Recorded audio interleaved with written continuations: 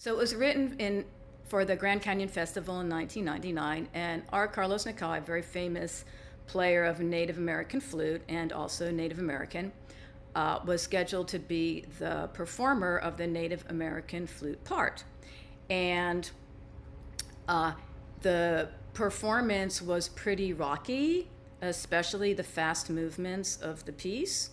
And afterwards, Carlos went up to Katherine and told her that he thought the music was not well written for Native American flute. And she took that very personally and thought, okay, she just wrote badly for Native American flute. When in fact, the issue was that Carlos Nakai was not really accustomed to reading written music for Native American flute. He was originally a classical trumpet player, and he switched to Native American flute after an car accident that left him unable to play the trumpet. So he switched to Native American flute, and this was kind of early on in his career when he had switched, and he just was not that familiar with playing something that was very technical on Native American flute. And so Katherine set the manuscript aside, and it was never published, but people had heard about it, and I heard about it, and I emailed her and got the manuscript and worked it up with a trio of my own. And the benefit of this trio was that the other flute player, Terry, also played Native American flute and classical flute. And then we had an excellent world percussionist, Dean. And we, got the music, and like all good flute players, if you see something with a lot of fast notes, you get out a metronome and a tuner, and you would shed it out, and voila, everything comes together. So the issue was actually lack of practicing, not the difficulty of the music. So I got permission to record it. So this is the only recording, and it's available on streaming everywhere. And I had a lot of discussions with Katherine about how the piece was actually supposed to go. And the percussion part in particular leaves a lot of room for negotiation and improvisation, because world percussionists, they have their toys that they like to play, and excuse me, and so every percussionist plays it completely differently. And very important to realize for you as a flute player coordinating this is during the performance, most percussionists will not be reading the music. There's a percussion part that's written in the kind of the bar format for percussionists, and with the exception of celebration, where it would be super helpful for them to have the 3 pages up on a music stand so they can see the meter changes, which go by really fast. They're not going to be looking at the music. They're going to be looking at the flute players to kind of cue them along on some of the transitions. If you are ending up with a world percussionist who literally doesn't read music or literally never looks at music and is memorizing the part, good luck and blessings, and make sure they listen to the fast movement a lot of times because there's a lot of meter changes in the fast movement. And the flute players really rely on the percussionist to be in the right place at the right time. For the rest of it, the other thing that you're going to notice as you start to prepare it is that it is very hard to tune the classical flute and the Native American flute.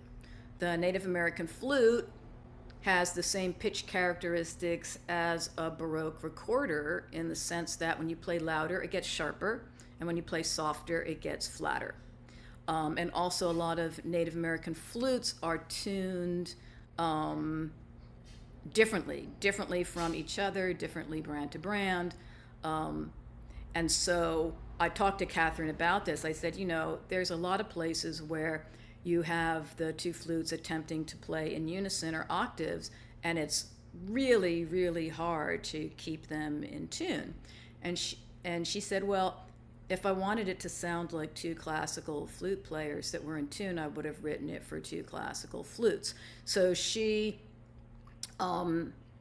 intended that there'd always be this little bit of a dissonance and discrepancy between the native flute and the classical flute, and that this pitch discrepancy, not only is it super, super common in the music of indigenous peoples, where you have two flutes that are very close in pitch but not quite, and you get that out of tune grating, which is intentional, but also it left it to be as kind of a social commentary when a native person and a European person think they're saying the same thing and the meaning is slightly different.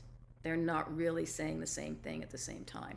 So as you're working this up, you can make your own decisions about how hard you want to try to be in tune and at what points, and in what instances you're going to embrace the dissonance and lean into it. And that's very much up to the players and how you feel about certain passages and whether they should be in tune or out of tune.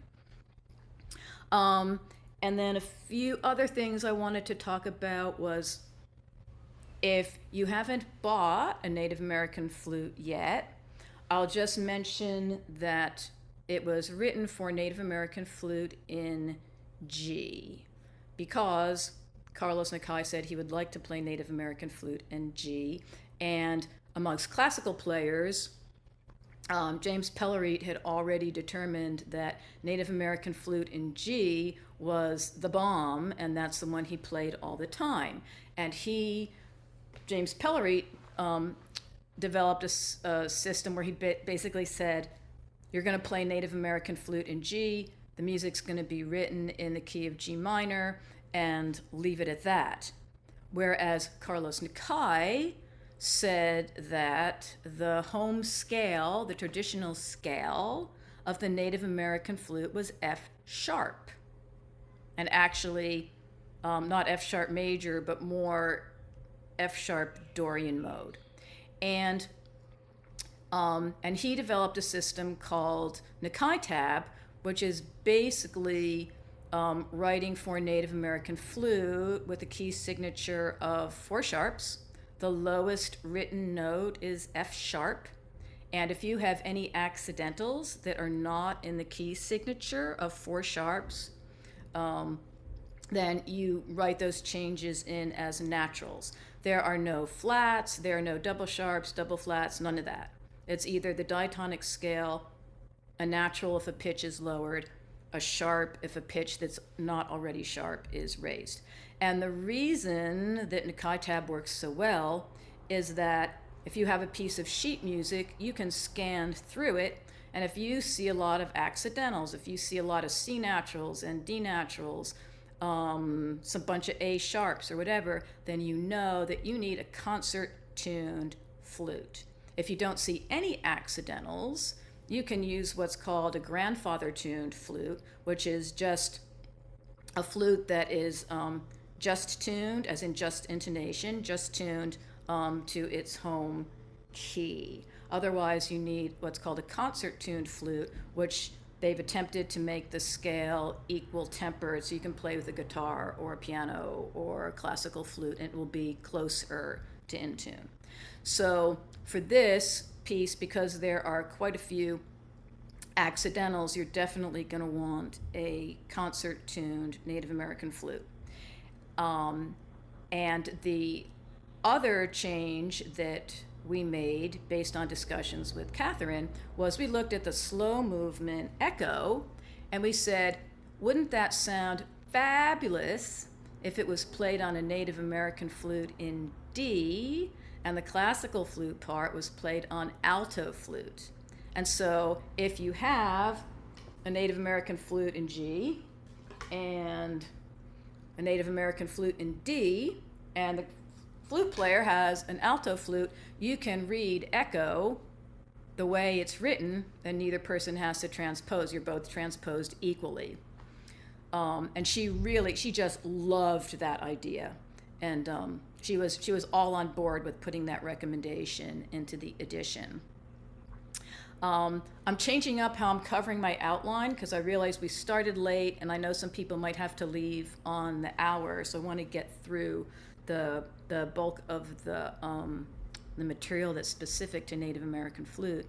And the other thing is some people wonder, well, could I get one of those Native American flute head joints from Red Kite Flutes and plop it on a flute and play it that way?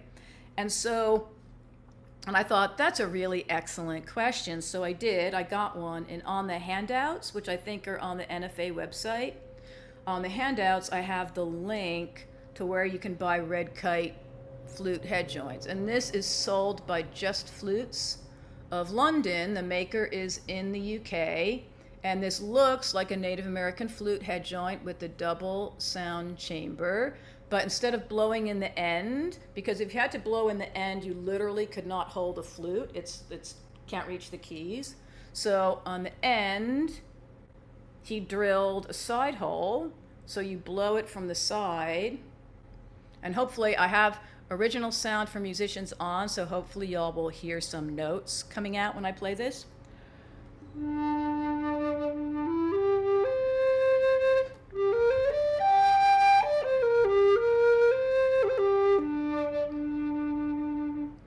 So it gives you about, I would say, 80% of the sound quality of a Native American flute.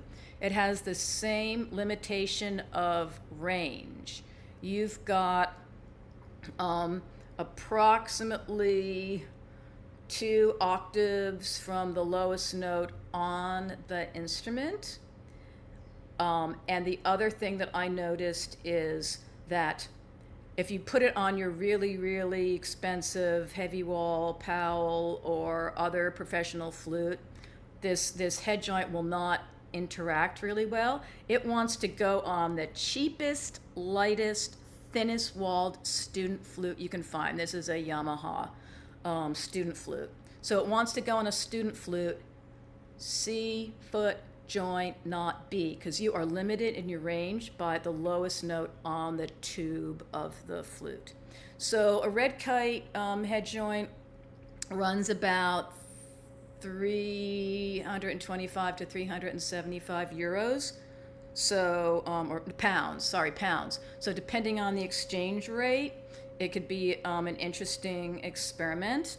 On the other hand, if you want to get Native American flutes, perfectly nice Native American flutes that sound great and sound more authentic,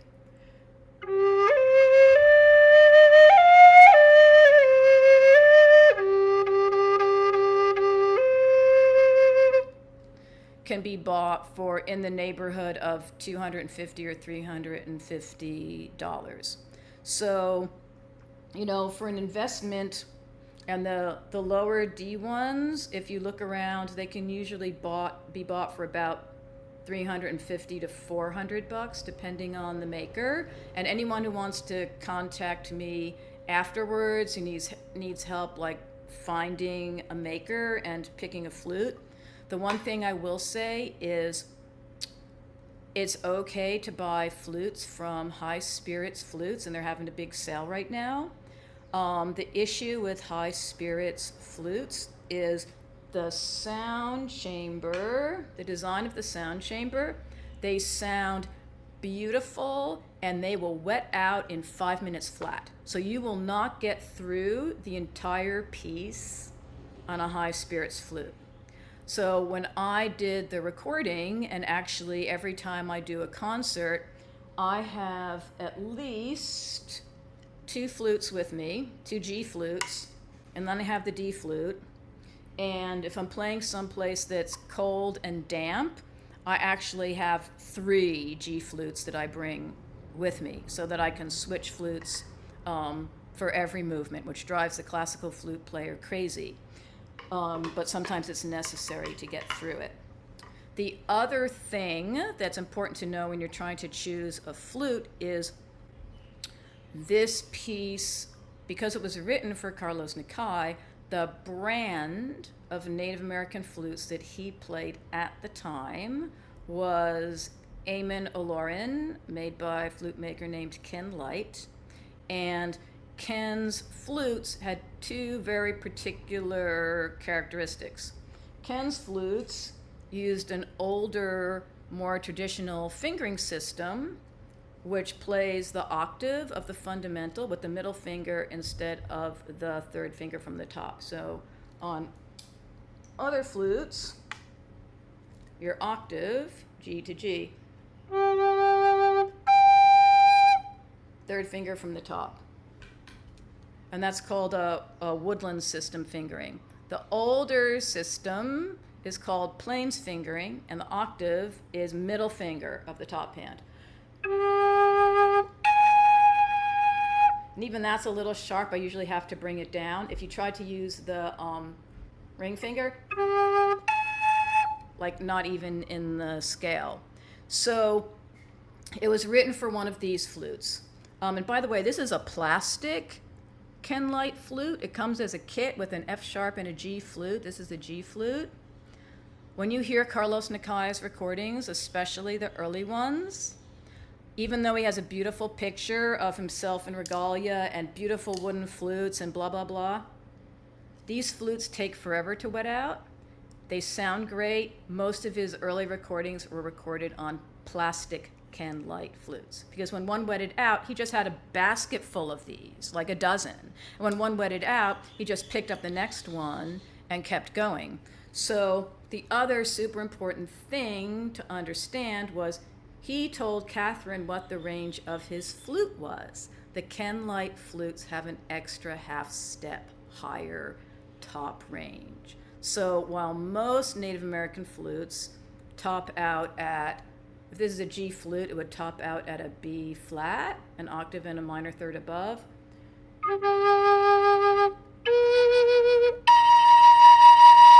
So that would be the highest note on a Ken Light flute. You get the concert B natural, no problem, just pops right out, bleep. And so in the final movement celebration, she uses that high note, and it's the last note of the piece.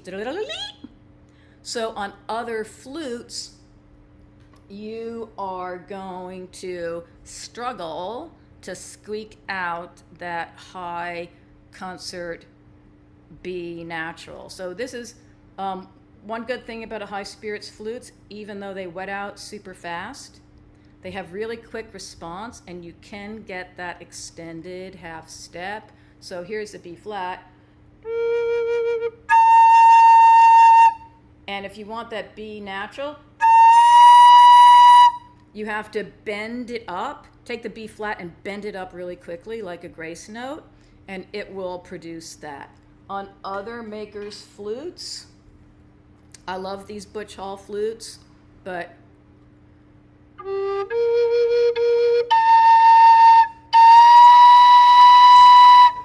it's much less convincing, kind of doable, but much less convincing. So you'll definitely want to shop around, and I would absolutely recommend that you have two G flutes, and I highly recommend getting a D flute for the slow movement for echo, because the switch to D flute and alto flute, it really, really works. It's just beautiful. It works super, super well. So those are my recommendations for flute acquisition. As far as places that are having sales right now, there's a company called Stellar Flutes. Stellar as in stars in the sky, STELLAR flutes, all one word, .com. And they are having a Christmas sale. They announced it a couple days ago, so their in-stock flutes for the Christmas sale might be gone, but they're also a good company to follow.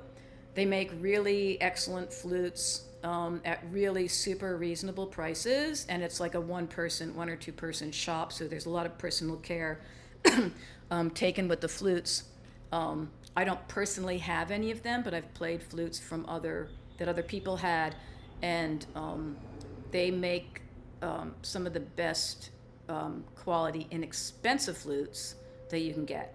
And the other company to look at is Butch Hall Flutes. They make fairly basic flutes, like no frills. The block has no frills. There's no inlays, no nothing. They put all of the work into the consistency and the tuning. So Butch Hall flutes are also really inexpensive, and they sound fine. With High Spirits, it's a little bit hit or miss in terms of whether a flute will make it to the end of a piece that's more than 3 minutes long, or if it's cool, if it's damp. They're made. The reason for this is, they're made at high elevation in the Arizona desert, in Patagonia, Arizona, very dry, generally hot, and you take this flute someplace cool and damp, and it condenses super fast. It's really like a hot, dry weather flute. So that's the part about the flutes. Another thing I'll say is that on the native flute part, ornamentations for the most part are not written down. I do have some ornamentation that I included because Katherine wrote it down, but Native American flute players are just going to ignore that completely. If they've got written music to refer to, or even if they have a recording to refer to, it's very traditional to personalize the Native American flute part a lot. So the Native American flute player is free to change the ornaments, add ornaments, delete ornaments. I would say that some of the things that she wrote in, like she wrote in some specific tremolos and trills, those are compositional, not ornaments. And she wrote some specific pitch bends that are compositional, not ornaments. And if you're familiar with Katherine Hoover's other pieces, when she writes a trill or a tremolo, she's very specific about the pitches and the fingering, so that's in there. And when she wants a pitch bend, she wants a pitch bend. When she wants harmonics, she wants harmonics. So, those are not native flute ornaments, those are composed things. But whenever you see all the little grace notes, add, delete, change up, whatever you like. And the other thing that I wanted to mention was in the next to last movement, last movement, Dusk, there's a bunch of like really strange figures that are like bleep, bleep, bleep, bleep, bleep, bleep, bleep, bleep, bleep, bleep. And when I first played them, I was like, what are these like really atonal little bleep, bleep, bleep, bleep, bleeps? And, but we played them because, she wrote them, right? And when I was mixing the album, I was sitting in the studio with my engineer, and I was going to put in nature sounds. And if you go to the recording, there's 3 movements added, which are the slow movements with nature sounds added to them. So I was doing Dusk. I'm like, oh, well, if you're in the desert at night, at dusk, you hear coyotes. So I marked some spots. So I'm like, drop in coyotes here, drop in coyotes here, drop in coyotes here. And as soon as my audio engineer dropped in the coyote calls next to the bleep, bleep, bleep, bleep, bleep, and then the coyotes went, yip, yip, yip, yip, yip, she literally transcribed actual coyote calls. So that's what those little bleep, bleep, bleep, bleep, bleeps are in the Dusk movement. Those are literal coyote calls, literal, like pitch perfect, right key and everything. And people used to ask me, they said, how did you get coyotes to like sing the notes that she wrote? Did you like use auto-tune? I said, no, she wrote what the coyotes sang. She literally transcribed coyote songs. She also transcribed the sound of thunder. And so when you listen to the echo movement in particular, the rolls that she wrote were actually supposed to be the sound of thunder. And so I mixed in thunder, and you can hear that the drum rolls and the thunder sound exactly the same. So if your percussionist knows how to imitate thunder, that's great. If they have, rain drums and other things that sound like weather sounds, bring them along. She never wrote in anything like rain drum or sound like thunder. But as we worked it out, we realized that's what was going on. And when she heard the nature mixes, she was like, "Yes, it's perfect. That's what I heard. That's what I wrote." So, for the introduction, where it says eagle bone whistle, so you can't get eagle bone whistles. You can get plastic replicas, but what works really well is often on the High Spirits website, they have these little bone ocarinas that are made by Durian Songbird, and that's a great substitute for eagle bone whistle. I'll use the highest notes on it. An actual eagle bone whistle has two pitches, approximately a fifth or a sixth apart, because it usually has like one hole.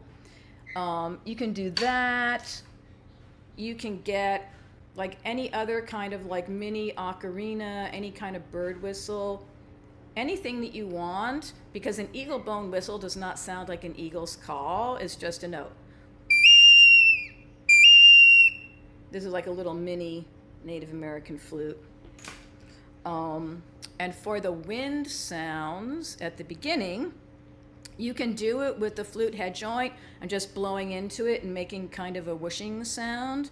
But the other thing you can do, if you're in the mood to acquire more little instruments that have interesting sound effects, and sometimes world percussionists have one of these, you can get a death whistle. And what makes the sound on a death whistle is this little hollow ball under here. And so it sounds like, if you blow on it gently, it sounds like the wind.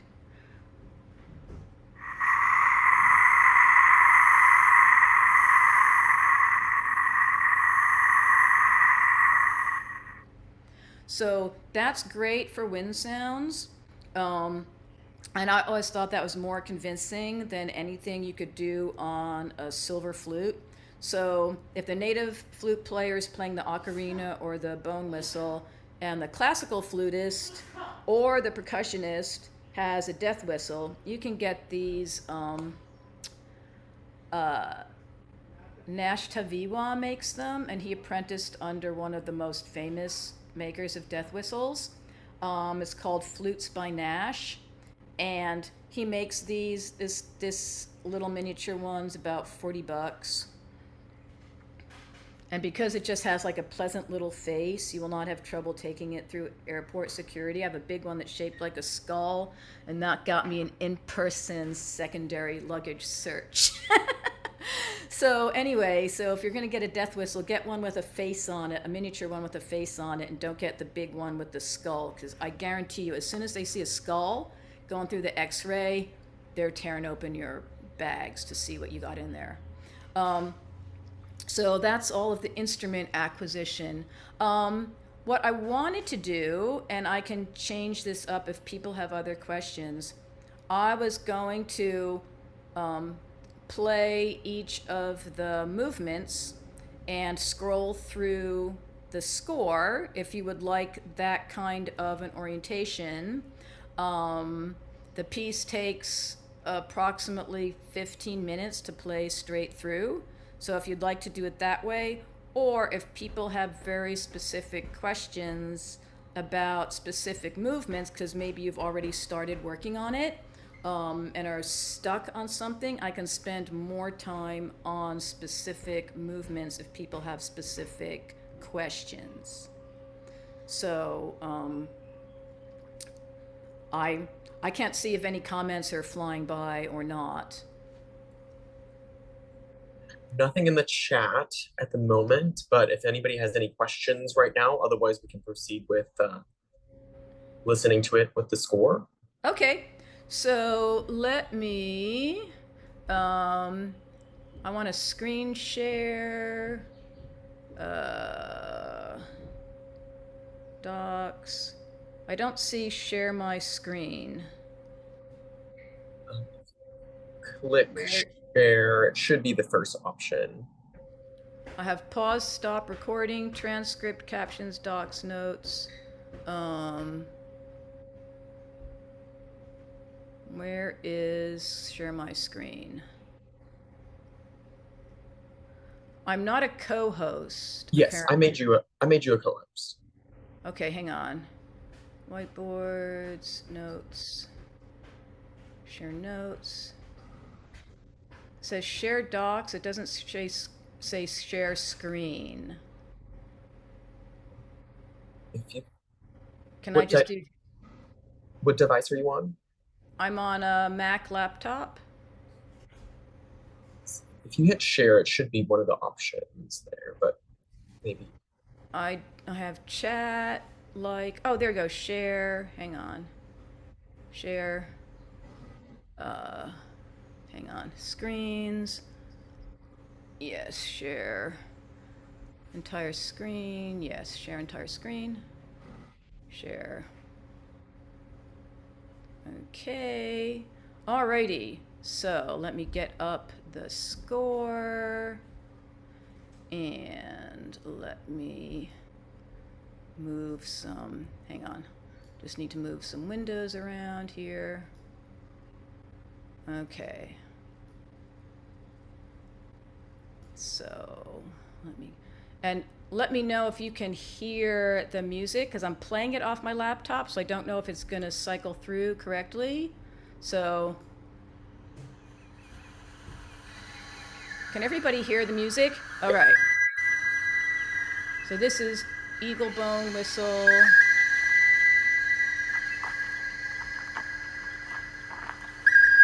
Oh, and I've got the nature sound ones up for this one, so you're hearing the birds and the footsteps and stuff.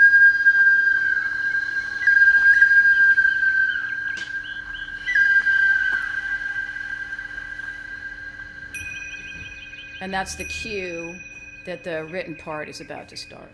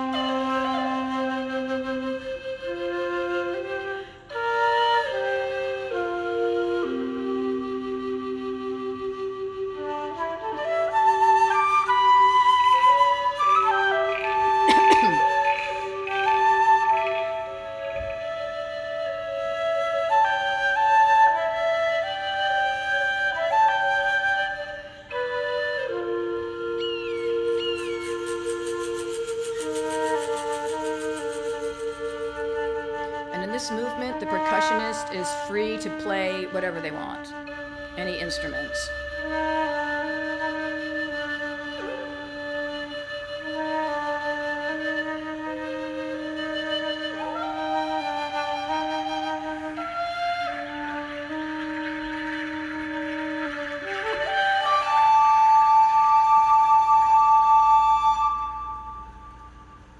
So that was the first movement. Oh yeah, and I added more birds at the end. So let me just, here we go. So that was the first movement. And that was the Nature Mix version. Next one, moving in. The important thing to realize about moving in is you're gonna think the tempo is like really slow and plodding, and that's not your imagination. It's supposed to be slow and plodding and a little bit queasy. It's supposed to replicate the condition of people trudging down steep canyon walls, possibly with their belongings on burros. So it's very plodding, and it's supposed to be that way. And the other thing is that the tambourine should be like a Persian tambourine with a head and tiny, delicate jingles, not like one of those rim tambourines that they played in the 60s or a marching band tambourine. This is a Persian tambourine with a head, because a percussionist is supposed to do like thumb rolls on the tambourine. The brrrts are thumb rolls, not shake and rolls.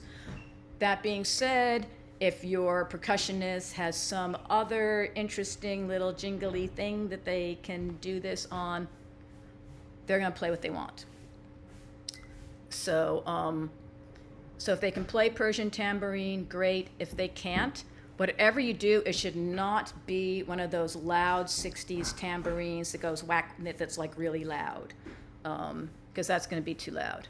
So here, let us play this.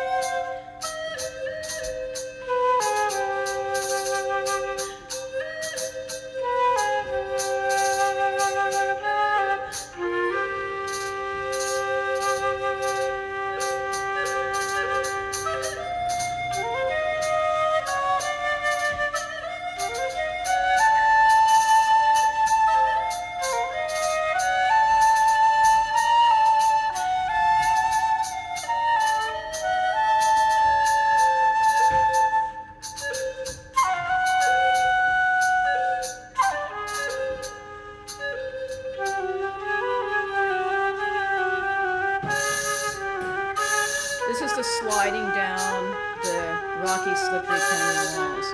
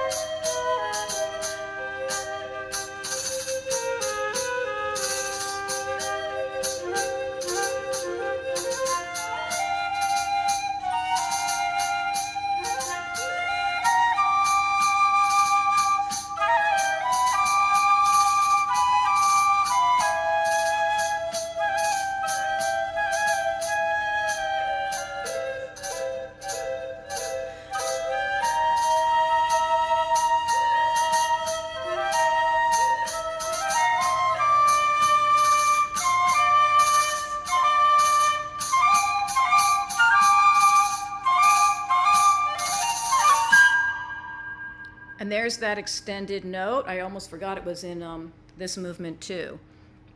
So you'll notice I'm following the score, and in the score, the Native American flute part is in concert pitch. I can, if anyone has questions about what it looks like in NakaiTab, the piece comes with the flute part, with the Native American flute part in concert pitch G for people who learned that way or are gonna play it with a Native American flute head joint. and it comes in NakaiTab, which will have 4 sharps and be written accordingly. If you're going to do the trick with the playing echo with flute in D and alto flute, and that's explained in the performance notes. The edition has a full set of performance notes with information about how to play every movement. So if you forgot some of what I said about the instruments or the timing or whatever, it's all in there. Very, very extensive performance notes. So echo. So I would say that echo is my favorite. And I want echo, nature version. And here, you will be able to hear the part with the thunder.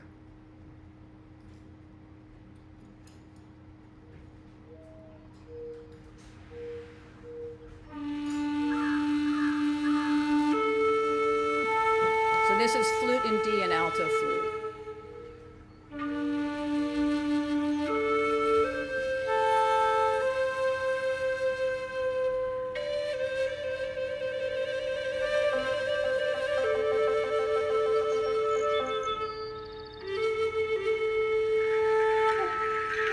And so these are not ornaments, these are composed, so I would keep them in.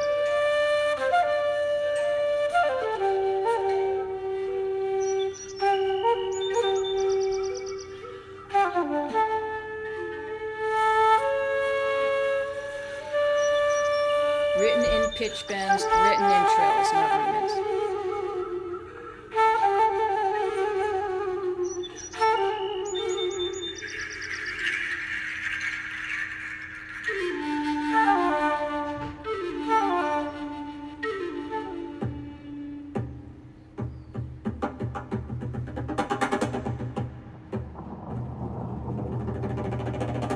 Hear the thunder? It's the same thing.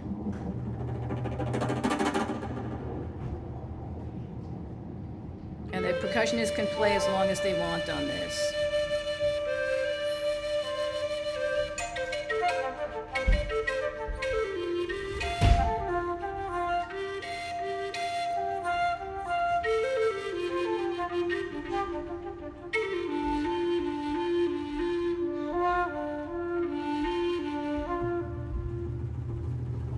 And here, because it was an echo, we worked really hard to be in tune with each other.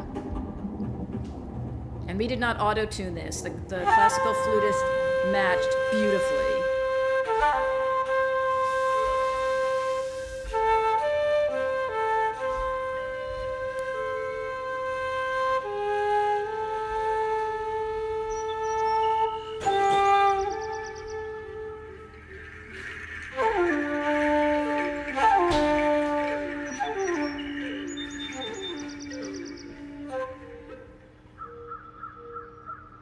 And a few more canyon birds at the end. So I will make a funny comment about my putting in bird sounds. My nephew is an ornithologist, and one of the things that bugs me, because I know so much talking to him, is when people put bird sounds into their recordings and they put in birds that don't live in the location that the piece is talking about. So I consulted with him about what kind of canyon wrens and what do eagles sound like and what do hawks sound like. So when we put in the sounds, I made sure that I had birds that lived in Arizona and in canyons so that it would be realistic. So let me get rid of this one. All right. Celebration, you will definitely need to have your flute with the extended range.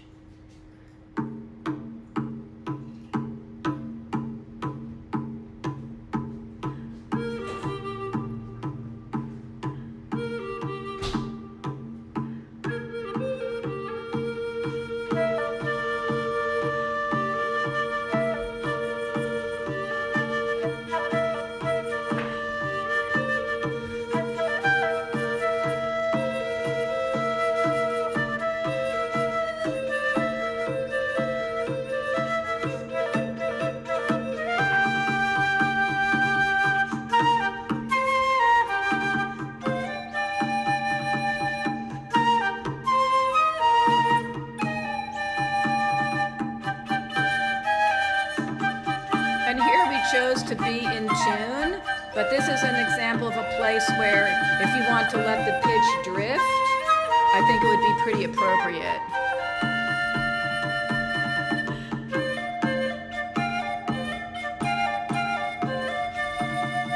And your percussionist is going to have to refer to something to get all these meter changes.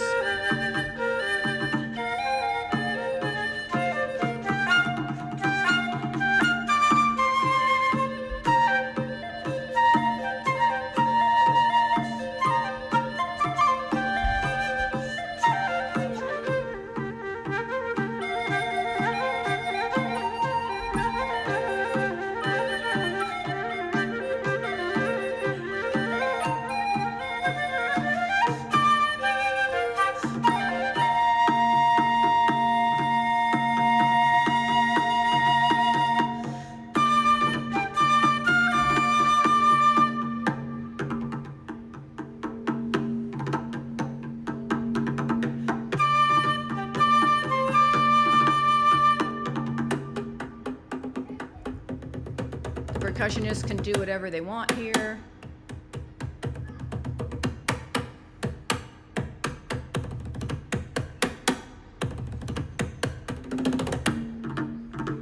And that's the cue.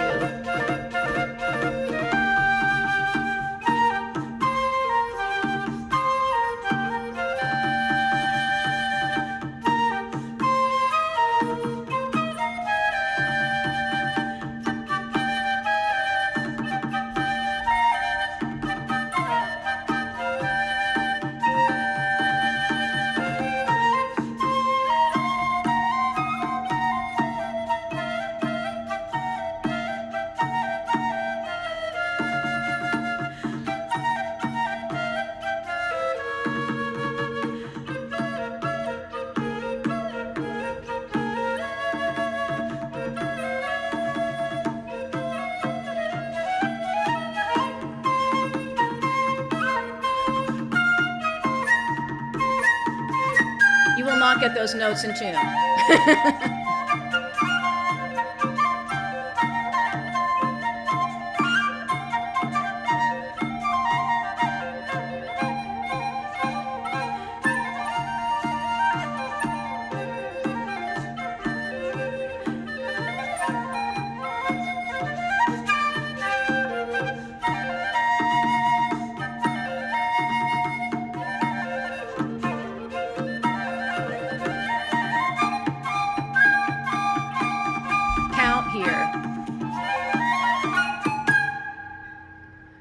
So this movement is going to be the hardest to put together.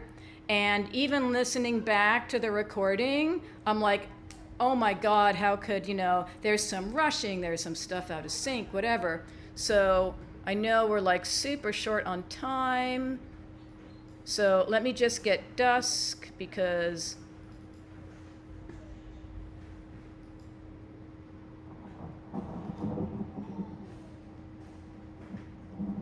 and I added in thunder here because it's going to rain. Everything in this should be very free-flowing and almost unmetered. And once again, the percussionists can do whatever they want as long as it's quiet and mysterious.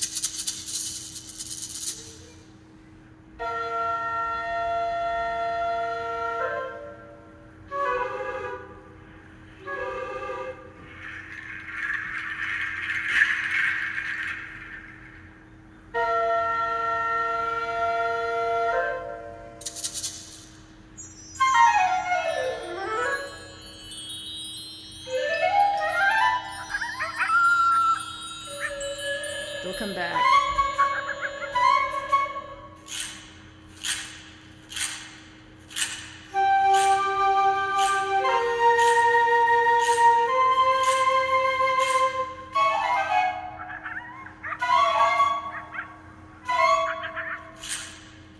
It's a coyote conversation.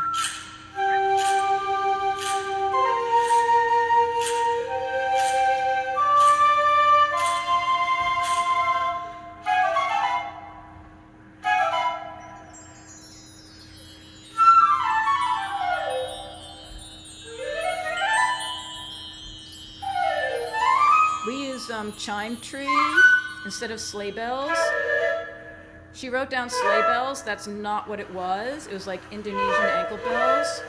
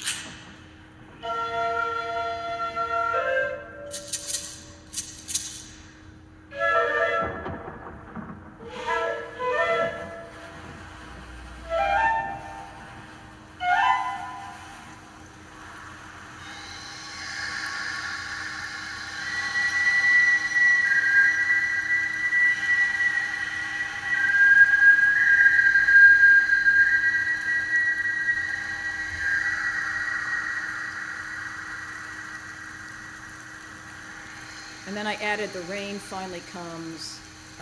So if your percussionist has a rain drum, that would be super, super effective. You can also use a rain stick, but sometimes those rain drums sound even better. So that is the walkthrough.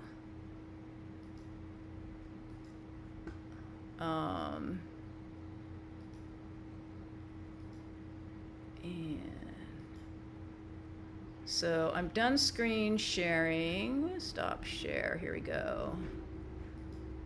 There we go. So thank you so much for staying the extra time. And I'm glad this was recorded for people who might have missed it. And there's probably things that I didn't cover that you might have questions about. It's available both as a printed copy and a PDF. The typesetting was done by one of my former students who took it on as a project to learn Sibelius. So it's typeset beautifully. There are no note errors in that edition. He was really, really meticulous and attentive. The page turns are good. The digital PDF also lines up with the nice page turns if you use FloorScore or Music. And the parts, you get two flute parts. So there's the flute part in concert pitch for people who read concert pitch. And there's the part in NakaiTab, which you can see. Oh, that's not a good movement to look. Oh, yeah. So you can see 4 sharps. Otherwise looks like European music, but it looks like it's in a different key. And the instructions say play on a Native American flute in G. And that's how you know. And if you want to do the alto flute, D flute trick, then your native flute player should be reading in NakaiTab because we did not do a separate transposition for alto flute for the C flute part. Just at some point we kind of ran out of time because we had a deadline to get it to the printer and all of that. So, I really encourage you to be fearless in going out and learning to play this piece. As far as how to learn to play Native American flute and get the hang of it, I mean, as a classical flutist, you pick up the flute and you blow into it. It's no big deal. Vibrato is up to you. Pitch bends and ornaments, once again, are up to you. You can go fancy or simple. I will say it takes a while to get used to looking at NakaiTab. It takes a while to get used to the fact that you're looking at a written F sharp and you have 6 fingers down. So you have 6 fingers down and it's not a D. It does not overlap visually and technically with other European flutes. The closest fingering similarity you'll start to run into is the left hand is more similar to like alto recorder. The fingerings start to line up a little bit. But so getting used to reading music with a different scale associated to what you see visually, that's the learning curve. And I would say it took me about a year to get comfortable reading in NakaiTab, and especially as soon as it came to like the naturals, the cross fingerings, just like recorder, things are worked out by cross fingerings and half holds.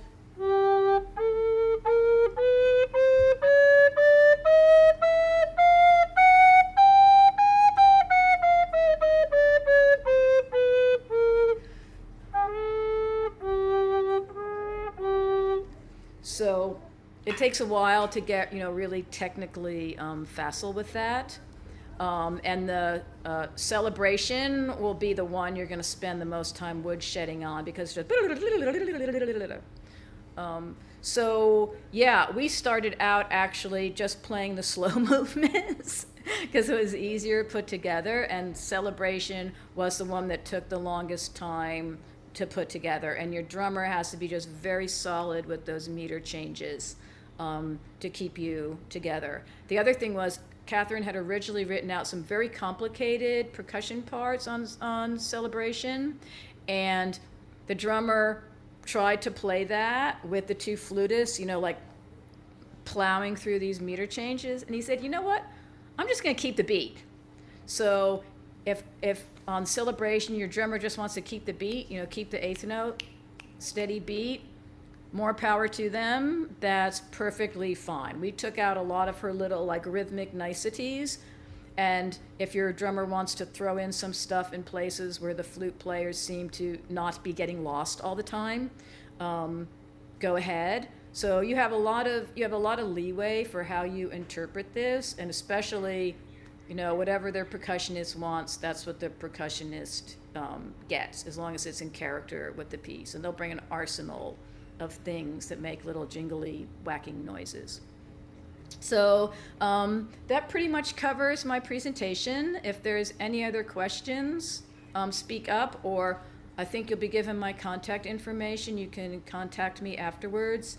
In the resources, I have a list if you want to get books to learn how to play and read NakaiTab and sort of practice from the beginners stages. I really recommend Amy Sarasvati's book for learning how to like read NakaiTab and get it into your brain and your fingers. I put in the resources a fingering chart, places to buy flutes and flute cases and things like that. So yeah, this is totally worth learning, and whenever you program it, you'll be playing the only classical flute, Native American flute, world percussion trio that I think has ever been written. And from there, you can even, learn to improvise as a group. Once you're used to that interchange, we did some improvisation as well to fill out our program. So, yeah, that's the secret. So I'm glad to see so many people are interested. And I think that this will be performed more often, because I think it's one of the most unusual of her compositions. And it's too bad that she got snubbed when it was first written, because I think she would have written more for Native American flute in combination with other instruments if she had not been discouraged after the first piece. So yeah, she was absolutely delighted that this piece wound up being recorded and published. So I'm happy to bring it all to you. I hope that everyone goes out and at least try to play some of the slow movements. They are not too hard to get around at all. And enjoy. Thank you so much. And thank you for sticking around and bearing with the technical problems at the beginning. I had a quick question. If you Sure. get that Native American head joint that you put on the silver flute, does that automatically give you that extended range?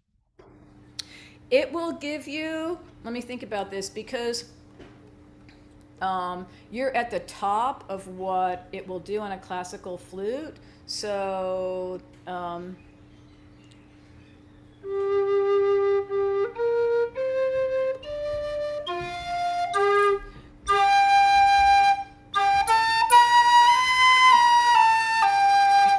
yeah, and you are going to be blowing hard.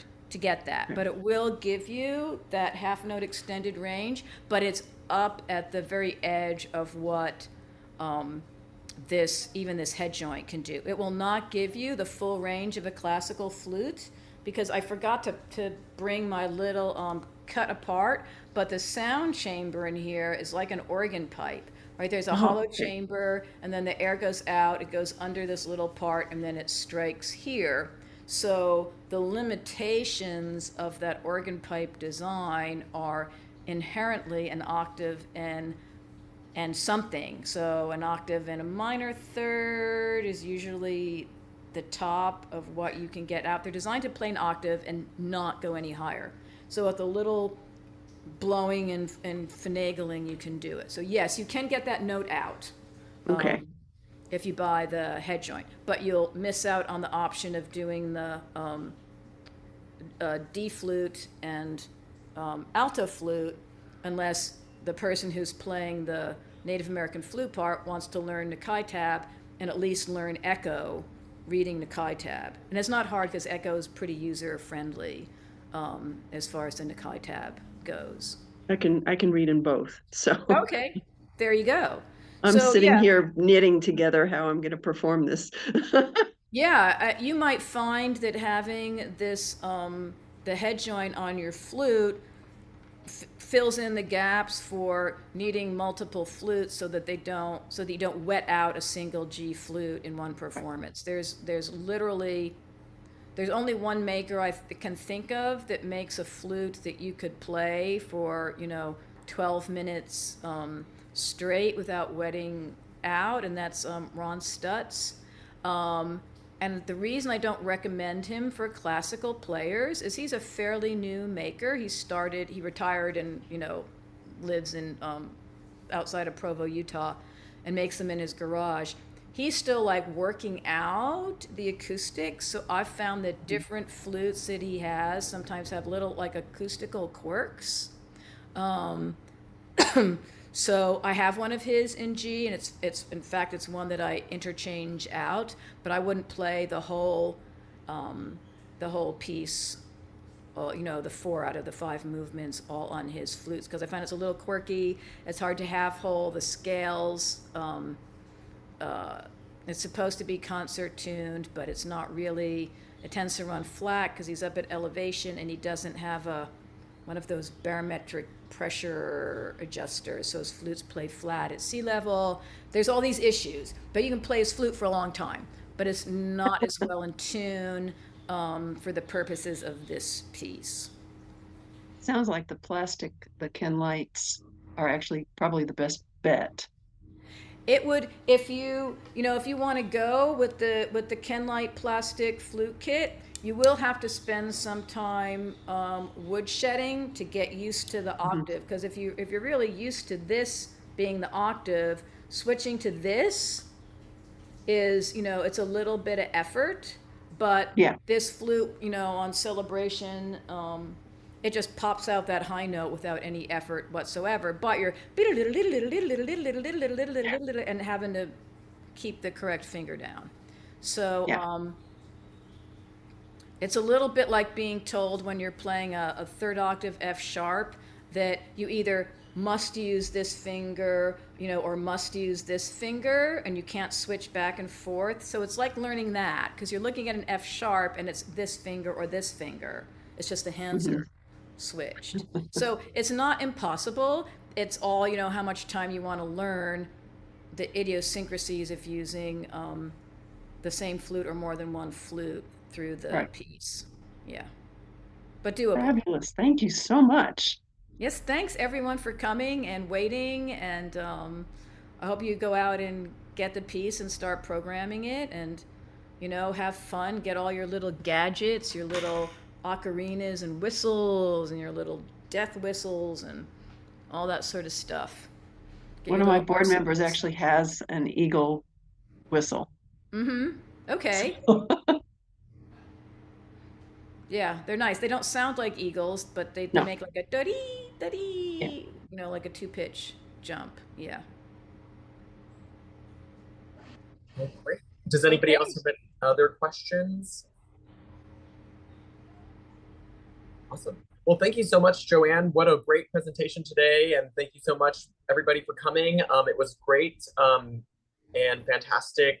I learned so much in just a small amount of time. So thank you all for dealing with the technical difficulties at the beginning as well. So thank you all so much.